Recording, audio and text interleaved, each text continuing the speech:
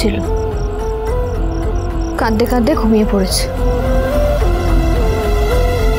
আচ্ছা, ওকে কেউ কি কিছু বলেছে? বড় জাজ কিছু বলেছে? ওর সাথে এগুলো করলে কিন্তু আমি সেটা টলারেট করবো না। হ্যাঁ ঝিল্লি, তুমি একটু শান্ত হও তো। ওকে কেউ কিছু বলে, কেউ কিচ্ছু করেনি।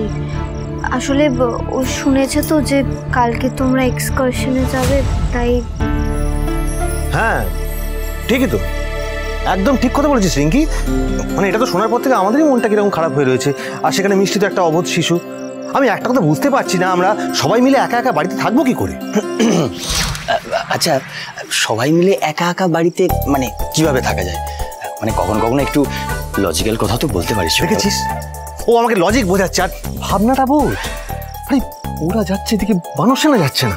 ও হ্যাঁ, এই তোরা থাম তো। সকাল থেকেই বাজে কথা শোনার কোটা না আমার কমপ্লিট হয়ে গেছে। আর যেটা বলার ছিল, শোন, এটা কলেজ এক্সকারশন, এটা ফেস্ট নয়। It should be exclusively for college students. এই যেখানে ঝিল্লি সেখানে বানরসেনা, এটা যেন না হয়।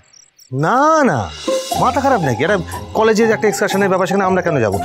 না, আমাকে ঝিল্লি বলছিল যে তুই নাকি ওই ওয়াটার স্যাম্পল কালেক্ট করতে যাচ্ছিস।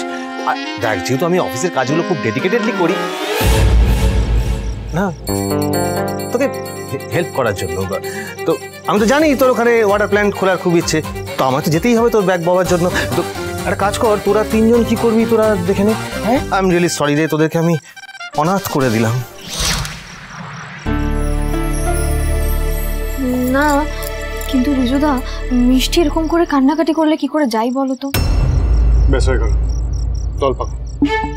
এই তুমি মানুষ না মৌমাছি, এই ঝাঁক ছাড়া চলতে পারো না। আর ও কান্নাকাটি করছে তো কি হয়েছে? ওকে শাসন করতে হবে, বোঝাতে হবে কতটা অ্যালাউড। কিন্তু কংসু মামা, শুধু তো তাই নয়, কালকের দিনটা নিয়েই তো প্রবলেম। কাল তো মিষ্টির জন্মদিন।